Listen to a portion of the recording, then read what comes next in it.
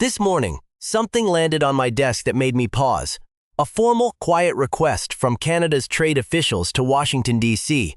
that could quietly unravel the North American economy by July 1st.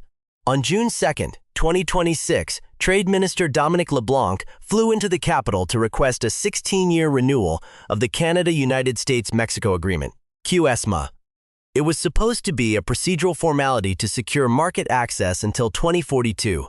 Instead, it triggered a blunt warning from U.S. Trade Representative Jameson Greer. Washington isn't interested in a rubber stamp. They want a renegotiation. That detail tells you exactly where the power dynamic sits right now. QSMA, which governs $719 billion in bilateral goods trade between the U.S. and Canada, has a sunset clause in Article 34.7.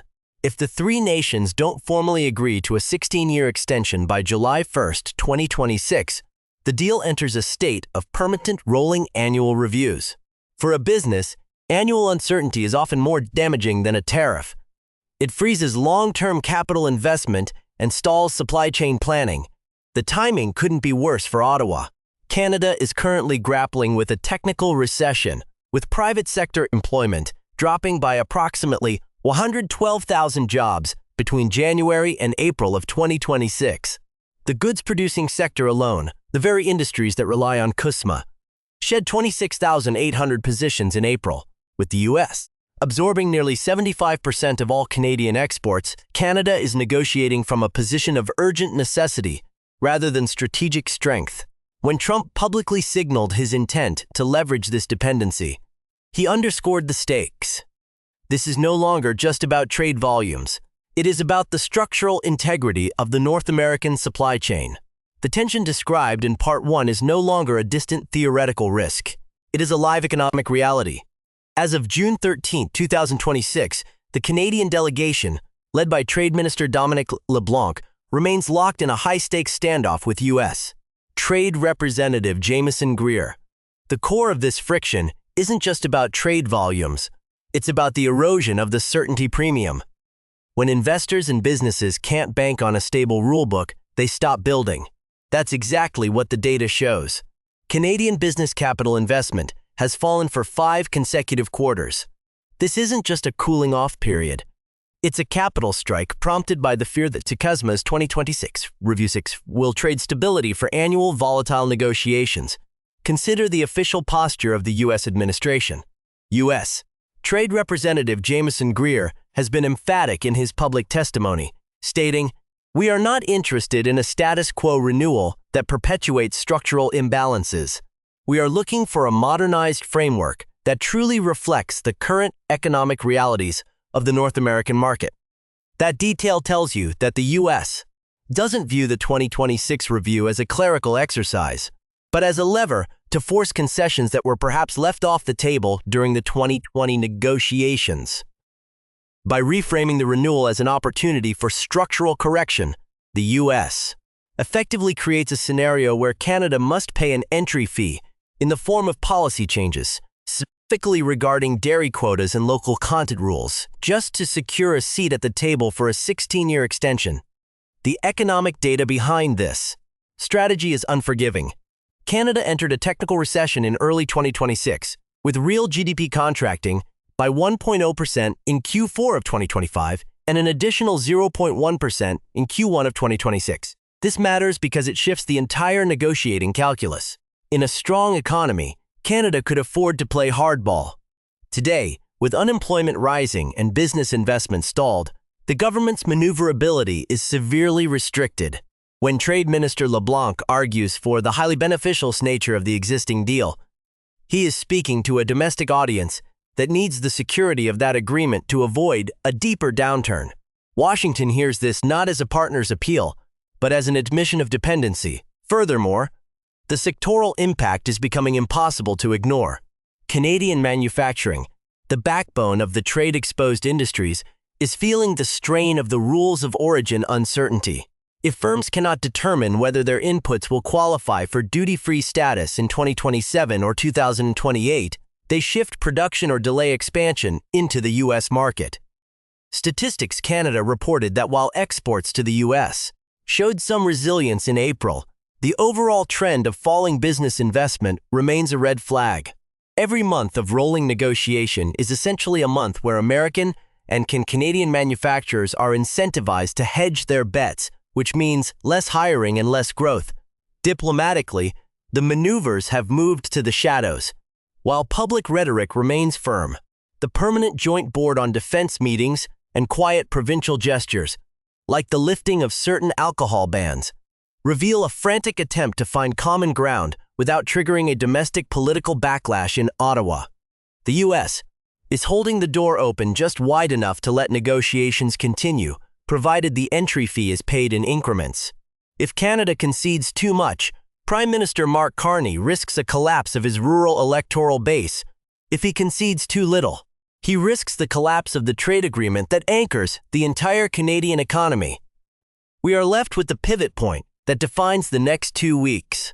The fundamental question is no longer about whether the deal will be renewed, but about the cost of that renewal. Will the final agreement be a clean 16-year lock, or will it be a framework deal? A stopgap measure that pushes the most difficult issues like dairy and streaming acts into the future, essentially kicking the can down the road. As the July 1st deadline approaches, the question that will determine the economic fate of the continent is this: can the Canadian government find a creative accounting solution to satisfy U.S. demands for market access without formally dismantling the supply management systems that the Canadian public and rural lobby hold as non-negotiable? The standoff between Ottawa and Washington is no longer a matter of administrative friction. It has calcified into a structural impasse. As we look at the reality of late June 2026, the July 1st deadline serves not as a cliff edge for the agreement itself, but as the official inauguration of a new normal, a cycle of perpetual renegotiation that effectively dismantles the predictability the businesses require to function. The strategic shift here is absolute. Canada's primary asset, its frictionless access to the American market, is being systematically transformed into a bargaining chip by a U.S. administration that views integration as an obsolete concept. For the key actors involved, the implications are becoming starkly clear. For Canada, the certainty premium, the ability to attract foreign direct investment based on long-term trade stability, is evaporating. The Prime Minister's attempt to pivot toward Fortress North America and regional cooperation with partners like Ontario's government is a reactive strategy, not proactive one. Canada is discovering that it cannot diversify its way out of a 75% export dependence on one partner overnight. While trade missions to Europe and the Indo-Pacific are necessary for long-term survival, they are, at present, insufficient to offset the immediate impact of capital flight from a nation caught in a rolling review trade trap, the United States. Meanwhile, is playing a game of asymmetric leverage. By refusing to commit to a 16-year extension, the U.S. has effectively put the Canadian economy in a state of suspended animation.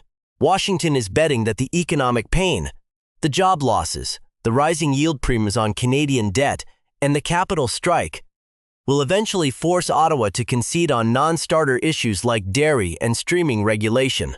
The message to Mexico and other trade partners is equally blunt.